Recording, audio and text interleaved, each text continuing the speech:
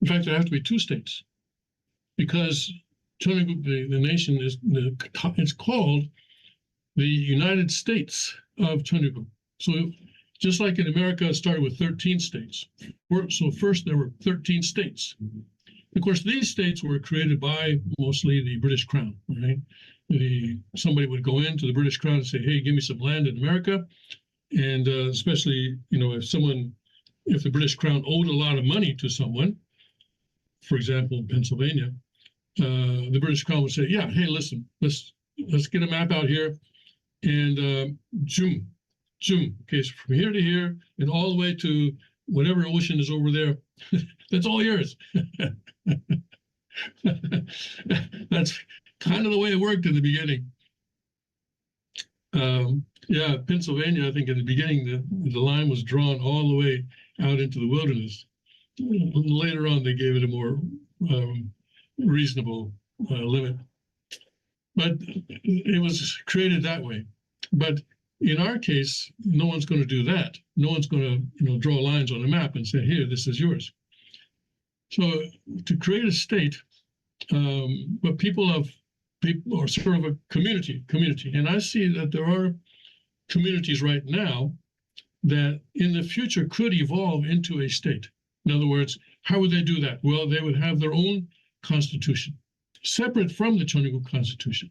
It has to be consistent with the Chunil Il Guk Constitution, but it would be separate from. And there are certain issues in the Chunil Il Guk Constitution that are specifically left to the states. And the Chunil Il Guk Constitution does not substitute for a state constitution. For example, the Chunil Il Guk Constitution says that this constitution guarantees to each state either a republican form of government or a constitutional monarchy form of government. So the state has to choose.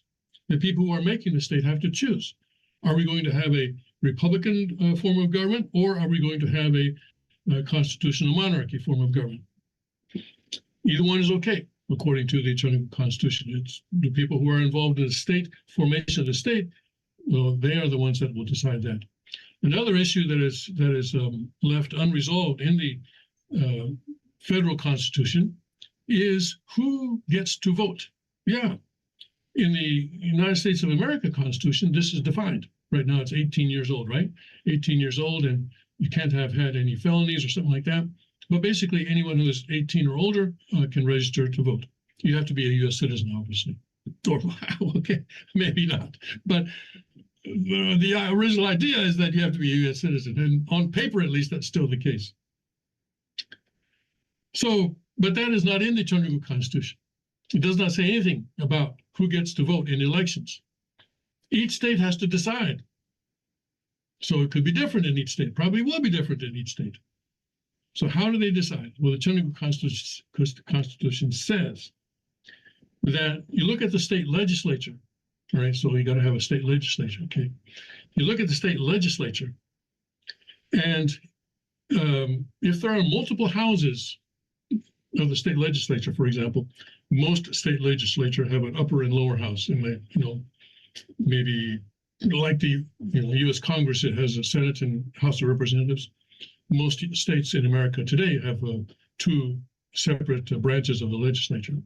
So you look at the legislature, and you look at if there's more than one, you look at who is allowed to vote in the largest or the larger or largest of the different houses of the legislature. And if it's only one, if the legislature is made up with just one, then you look at that one. And whoever is qualified by state law to vote in the larger house of the state legislature will also be qualified to vote in federal elections. So it leaves the question up to the states and up to state law. So that kind of thing also has to be resolved and so forth. And of course, the state constitution will have to decide, if you're going to have a governor, then how's that governor going to be?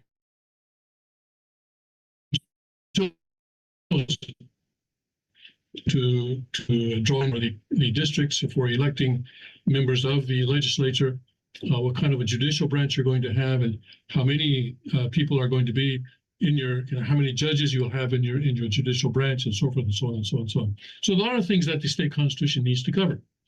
And of course, it has to be consistent with the federal constitution. And so, for example, you cannot say that the government will be involved in education. No, no, that would be a no-no. That would be a no-no. Because when the state then tries to join the federal Chunil Il Guk, United States of Chunil Il Guk, there will be a negotiation.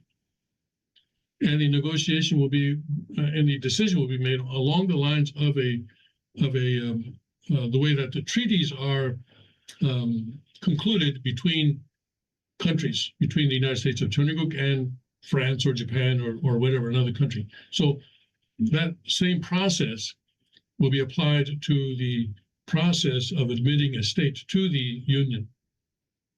Except one difference is that the king of Chunil Il Guk will have final say. He will have final say, yes or no, yes or no.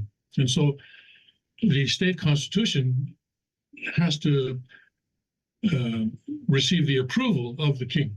Because if the king says, no, you know what, you guys are all, you're really nice guys, and I like you a lot, but we cannot have this constitution in our union. So you can apply again if you want, but for now, since your constitution says something that I don't think is consistent with the federal constitution, I'm not going to allow this. So the king has the final say. So that's the kind of process that's going to have to take place. And obviously, it's the Chunil Il Guk is the United States of Chunil Il Guk, so you want to have at least two. And Father said Chunil Il Guk begins with two. So that's how it's going to have to go. But I don't see anybody really thinking or talking about forming state constitutions or anything like that. And I suppose that will happen in a sort of an organic way, in a natural way. People in a certain, once a community grows to be a certain size, they may start to say, hey, you know what, let's start governing ourselves. Let's start governing ourselves. And so let's create something that can become kind of a state in the future, right? So we'll see how it works out. And I know that God will guide us through this process, but I think the outline that I gave you is basically how it is going to happen. And we'll have to see. We'll have to see how it actually unfolds. All right. So how did I get there? Okay, because the Democrats want to destroy America. Now,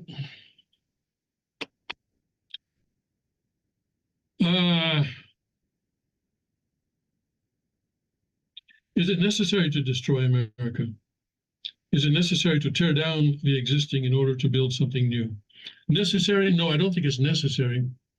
Although, because we know that in history, human society advances and develops through a process of unity between Cain and Abel, or subject and object, centering on God's will. And that kind of a process will also be possible for America to develop. And you may say, well, does that mean that America will be one state, or will 50 states be? Will the 50 states of America be 50 states of Chunil Il Guk? And of course, the answer is we don't know. We don't know. I was talking yesterday, was it, or the day before, that just as the Soviet Union broke apart in the early 1990s, so it is also possible, if things don't go well, that the United States may also sort of crumble and break apart. And I hope that does not happen, because that would create a great deal of chaos and confusion, and it would entail a great deal of human suffering, because the economy would collapse, and I think the depression of the 1930s will pale in comparison to the kind of human suffering that will occur then. I know a little bit about the Depression in the 1930s because my father was growing up then, and he was telling me that it was only by really the grace of God that his family, the family that he was a part of, his parents and his siblings, did not starve to death during that time, because it was a very difficult time to find food to put on the table and to survive. And so I think that if America were to collapse, I think that kind of a situation, but much worse, could happen. And some people are, even, some economists, some social scientists, some political scientists are raising the possibility that this could be America's future, perhaps even in the next few years. I certainly hope not, pray not, but it could be possible. And I think what the Democratic Party is doing right now seems to be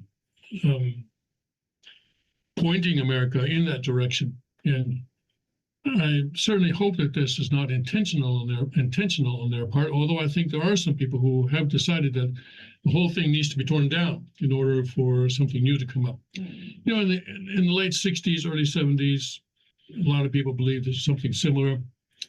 But I think the difference then was that the Messiah was on earth, and especially once Father came to America in the early 1970s, and America was hosting the true parent, and the woman that was in the position of the true mother at that time. Especially at that time, then America was behind the hedge of protection of God. And I think America really lucked out in that sense. But that is no longer the case right now. And we'll have to see how things develop. But right now, I think America is in a much more difficult position than it was in the late 60s, early 70s, and theologically, providentially. We'll have to see what happens in the next few years. All right, so let's see here.